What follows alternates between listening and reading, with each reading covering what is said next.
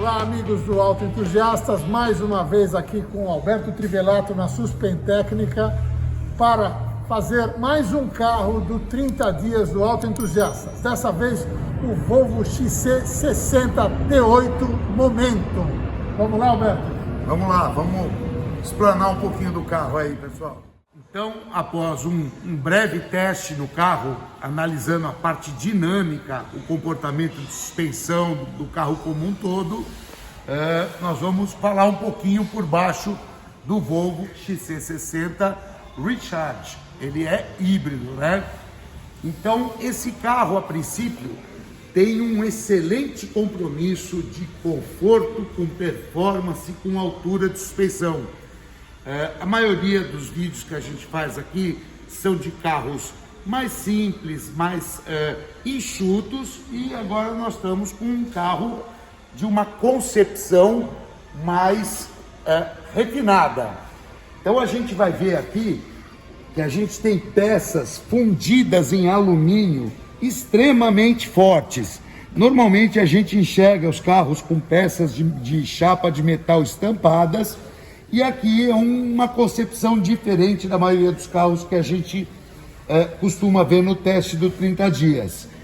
A gente tem uma suspensão chamada de duplo A. Ele tem bandeja inferior e superior, amortecedor telescópio com mola helicoidais. Toda essa parte móvel da suspensão é de alumínio, onde a massa suspensa é mais leve. E ele tem um subframe, onde apoia o motor e segura a suspensão, incorporado à construção da frente toda do carro do monobloco.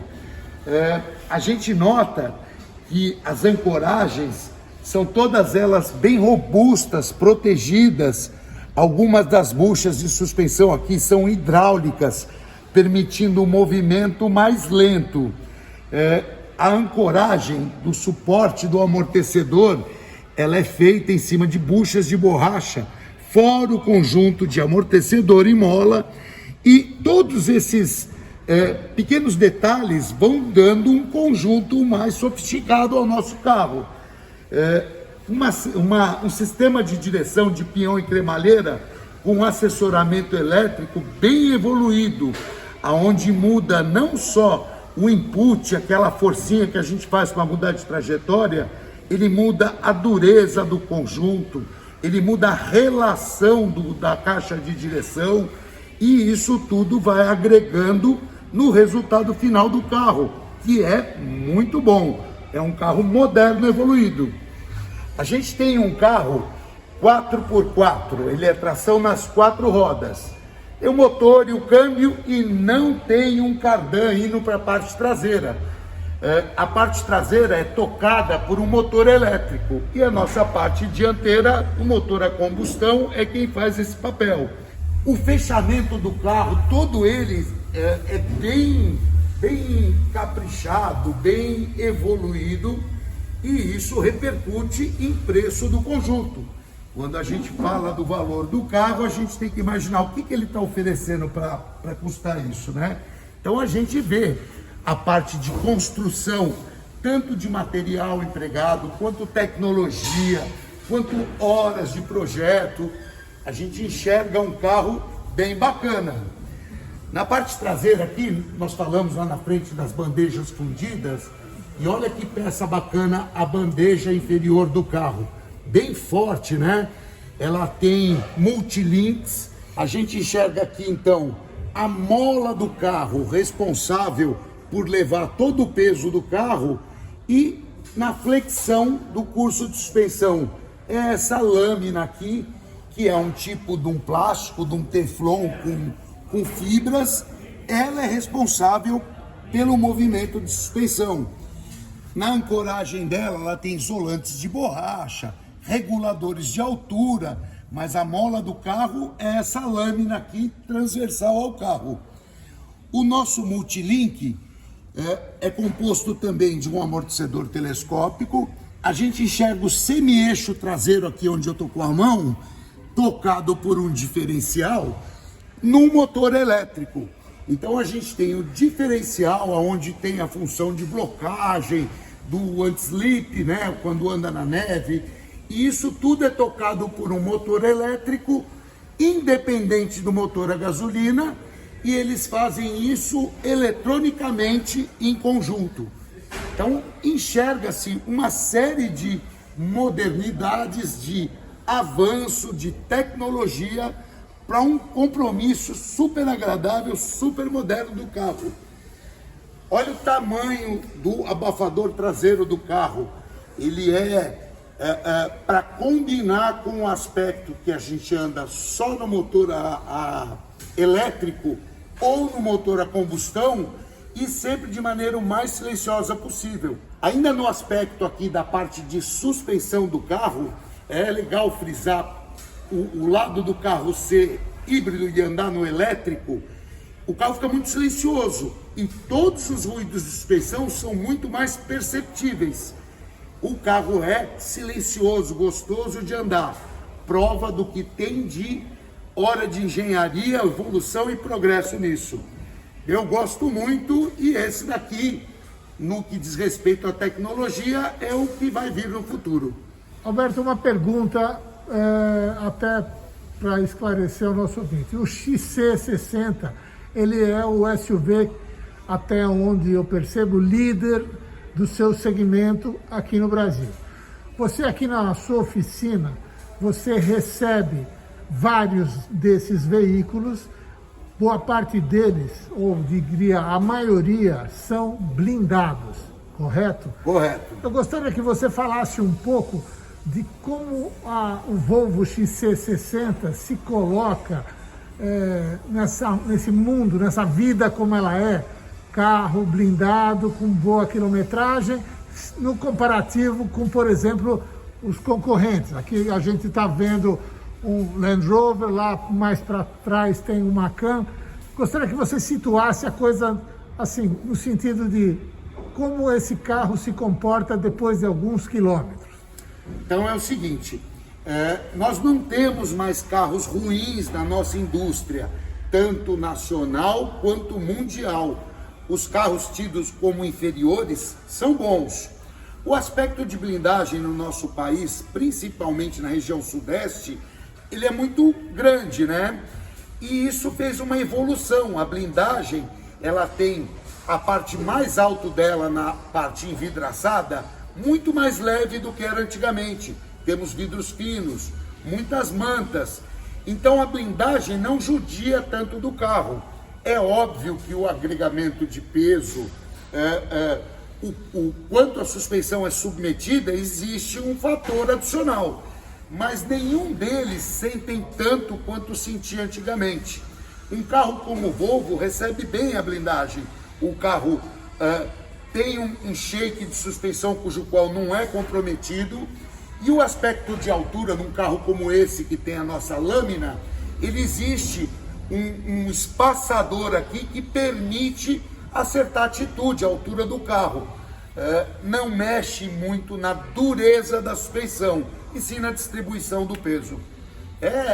Como os demais concorrentes, cada um tem seus pontos positivos e negativos, mas eu acho que a gente não tem mais carros ruins, como a gente falava antigamente. Todos eles são muito bons. Legal, Alberto, muito obrigado. Até a próxima. Até a próxima, pessoal. Amigos do Autoentusiastas, Volvo XC60 T8 Momentum Recharge. Recharge, por quê? Porque você liga na tomada e carrega baterias que estão aqui nesse túnel central.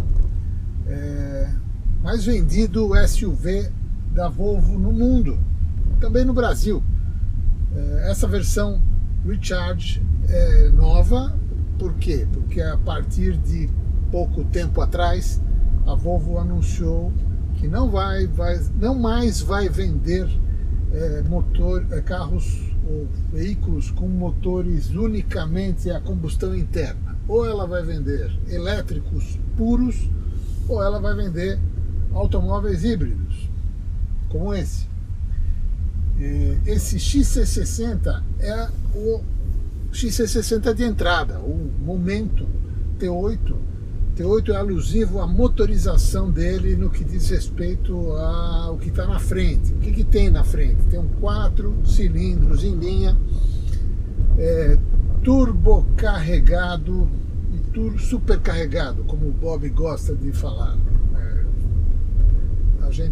Usualmente as pessoas falam que ele tem um turbo e tem um compressor, as duas coisas juntas. Num motor de 2 litros, né?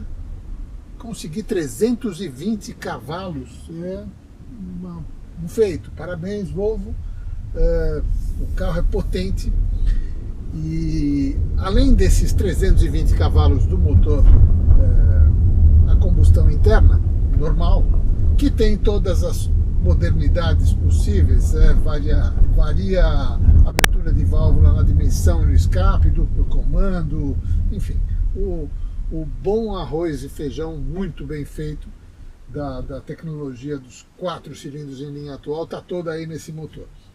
E lá atrás tem um motor elétrico de 87 cavalos, que se unem para proporcionar a potência máxima declarada na ficha técnica de 407 cavalos. Puxa vida, 407 cavalos é cavalo pra caramba, né? Ele faz um 0 a 100 em 5 segundos. Esse 0 a 100 em 5 segundos, ou um pouco mais de 5 segundos, coloca esse carro familiar, esse carro que não tem pretensões esportivas evidentes, declaradas. Se olha ele por fora, ele tem um design super clássico, nada de faixinha, nada de roda preta, não tem aquela cara de malvado. Mas o que acontece? Quando você soca o da direita, ele vai. E como ele vai? Porque aí se junta a potência imediata dos 87 cavalos que estão ali atrás, um motor na parte traseira do carro, que comanda unicamente as rodas traseiras, a tração nas rodas traseiras, com os 320 cavalos do motor a combustão interna que está lá na frente, que comanda exclusivamente as rodas dianteiras. Ou seja, entre a roda dianteira e a roda traseira não tem aqui no meio o clássico diferencial, a clássica transmissão que faria a divisão de forças dos AWD, ou dos tração integral inteligentes de última geração, na qual ele, em condições normais, usa apenas a tração dianteira, e aí, quando exigido, quando perda de aderência, quando alguma coisa assim, ele coloca potência em percentual que ele automaticamente determina nas rodas traseiras. Aqui a coisa é diferente. Nós temos aqui um Drive Mode, que agora ele está em Hybrid. Hybrid, o que quer dizer? O híbrido, né, gente? Aquela coisa de você ter a potência mista, que você usa inteligentemente. Agora, por exemplo, estou em Hybrid e ele sempre vence a inércia no elétrico. Por mais que a bateria, agora no caso, a bateria está totalmente descarregada, ou praticamente totalmente descarregada. Então o que acontece? Nessa situação, mesmo com a bateria bem descarregada, ele sempre tira o carro da inércia com o motor elétrico. Isso, gente, faz um bem danado para o consumo. Ele acaba sendo um veículo que, apesar de 2 toneladas, desse volume, dessa dimensão grande que ele tem, ele acaba fazendo médias impressionantes, tanto na estrada quanto na cidade.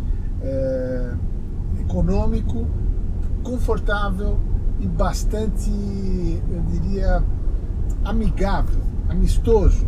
Você não tem que ficar sofrendo muito. Se alguém, por exemplo, falar, mas eu não sou muito ligado em tecnologia, eu vou comprar um carro assim que tem tanta tecnologia, vai ser complicadíssimo a gestão dele, como que vai ser? Não, ele é fácil, ele é bastante intuitivo e ele permite que, passadas, sei lá, 2 horas que você está dentro do carro prestando atenção, 2 horas exagerei, uma meia horinha prestando atenção nos comandos, tudo é muito fácil, você não sofre para programar uma estação de rádio no painel dele, como também se você não sofre em fazer a seleção do Hybrid para outros modos, né? Aqui eu coloquei na tela central, apertando aqui o Drive Mode, que é uma rodinha, olhem só, está em Hybrid, eu posso pôr em Pure, condução econômica, só vai ser elétrico. Constant AWD, o que é isso? Que vai ser sempre 4x4, tração em todas as rodas o tempo inteiro. O que mais a gente tem? Individual, você pode selecionar, fazer várias opções de uma configuração personalizada de como você quer que ele funcione. Tem a Power, condução esportiva. Condução esportiva, o próprio nome já diz, é toda a potência máxima, dane-se o consumo. E uma última que é Off-Road, que estrada irregular, e certamente ele vai fazer com que a tração seja a melhor possível na maioria das condições, né? Mas quando você vira a chave, começa a usar o carro, de manhã, chegou no carro, vamos lá, trabalhar. Ele entra sempre em Hybrid. Hybrid é um modo default dele, é um modo padrão do Volvo XC60. Certíssimo. Por quê? Porque ele faz a coisa sozinho. Você não precisa se preocupar. A não ser que você queira aí selecionar lá no individual o que você quer, que aí interfere um pouco o peso de volante, o que, enfim, vários parâmetros que se alteram, que você pode escolher. Tá bom, beleza, você pode querer ter esse seu menu para personalizar o seu XC60 do jeito que você mais quer, do que você gosta. Mas eu particularmente já estou agora no finalzinho desse período de teste, já estou me aproximando do momento da devolução. Eu posso dizer para vocês que durante 90% da quilometragem que eu rodei com ele, foi uma quilometragem bastante razoável, eu acredito que perto, ou passei dos 2.000 quilômetros, eu acho que a maior parte do tempo, como eu disse, eu rodei nesse modo Hybrid. Perfeito para todas as situações. Aqui, 2.205 quilômetros até agora. Vou rodar mais uns 50 até a hora da devolução, talvez. E a nota, talvez não muito positiva do XC60 é que é um carro para poucos, gente. É 369 mil reais, 370, 400, sei lá, dependendo de acessórios, de opcionais que você queira colocar nele. Por exemplo, eu mencionei isso no texto, se você quiser, ele vem equipado de série, essa versão de entrada do XC60, com rodas Aro 19, pneus 235 de perfil 55, acho. Tem uma opção, rodas Aro 22, que legal, perfil pneu 35, super esportivo. Gente, bonito, mas eu não compraria. Por quê? Os pneus perfil 35 são mais frágeis, buraco, corte, nosso chão é muito ruim. E outra coisa também que é muito importante, também deixa o carro mais áspero.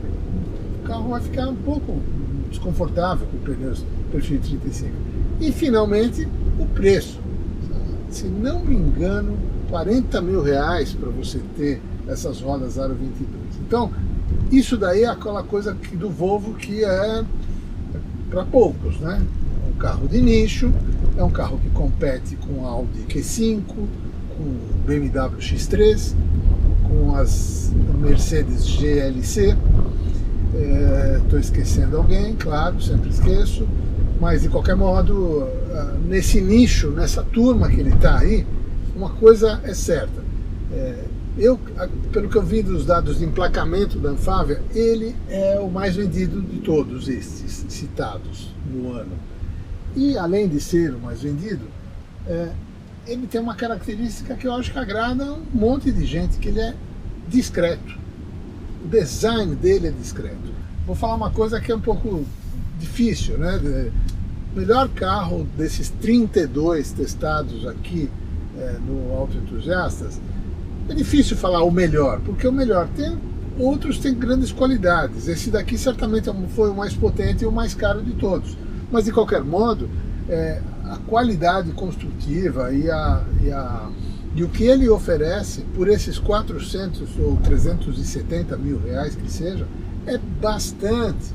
Outro dia teve uma discussão, eu estava lendo alguma coisa, uma discussão sobre automóveis, e um leitor, não são palavras minhas, isso está na rede, fala assim, não sei o que é caro. Não, isso não é caro. Caro é, por exemplo, um carro, desculpa FCA, desculpa Stellantis, caro é o Doblò, que é um carro que não muda desde o lançamento dele, faz 20 anos, e tem 2 airbags, ar, direção e vidro elétrico. Não tem controle de tração, não tem controle de estabilidade, ele precisaria do controle de estabilidade, e custa, sei lá, 90, 100 mil reais. Gente, Doblò é caro pra caramba. Volvo XC60, sob esse ponto de vista, não, com tudo isso que ele oferece, né? Última coisa, ou não última, mas uma coisa assim que efetivamente faz uma baita diferença, né, nesse carro, são os assistentes à direção. Esse carro ele dá um show, é um espetáculo. Quando você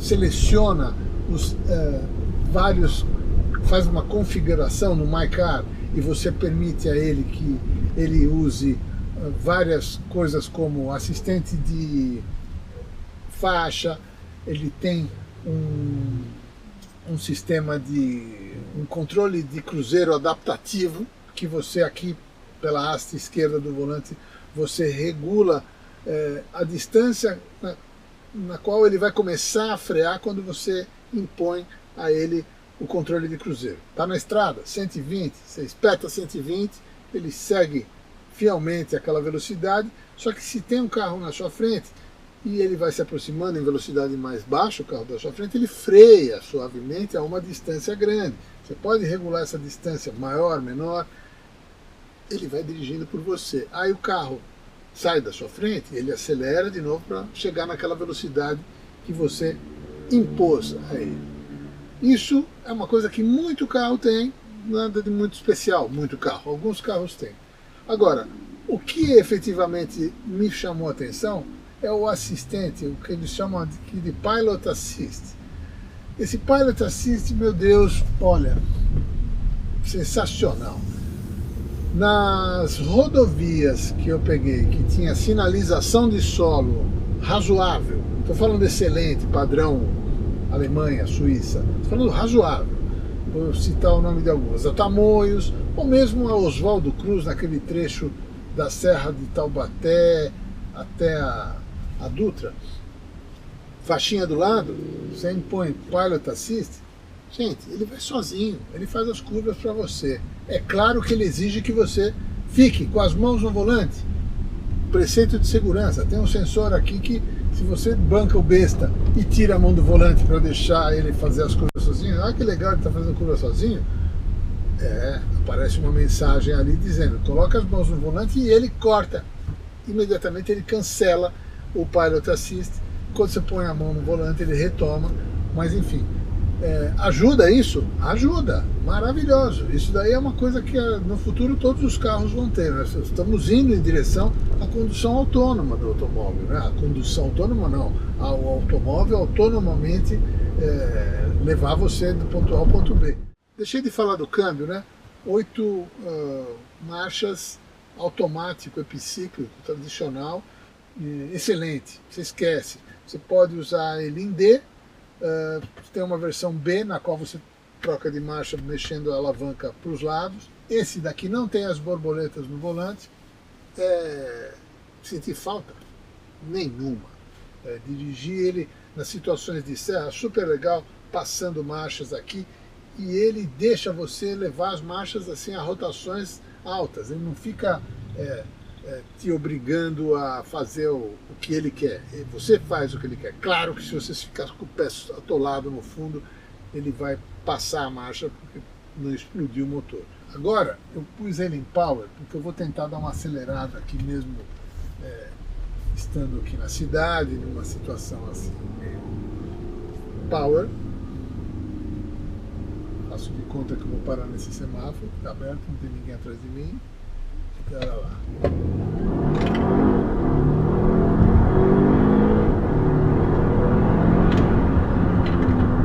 Uau! Que saúde, gente! Que delícia dirigir um carro que tem uma pegada dessa, uma potência escancarada e que se comporta de um jeito tão suave, tão gostoso, caso você não queira usar essa potência.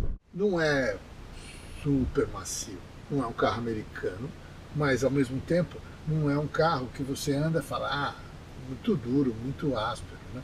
Claro, tem qualidades que você tem que oferecer também para os bancos, né? Os bancos são ótimos, são sensacionais, são extremamente confortáveis, como é de se esperar. Lá atrás, conforto para 2 pessoas e a terceira não sofre, apesar do túnel central ser alto por conta do quê? Das baterias que estão aqui nesse local. Acho que o XC60 é um daqueles carros que eu vou certamente recomendar quando perguntado. Acessem o site, leiam todas as matérias, façam todos os comentários que vocês quiserem e muito obrigado por essa audiência tão qualificada que vocês nos dão.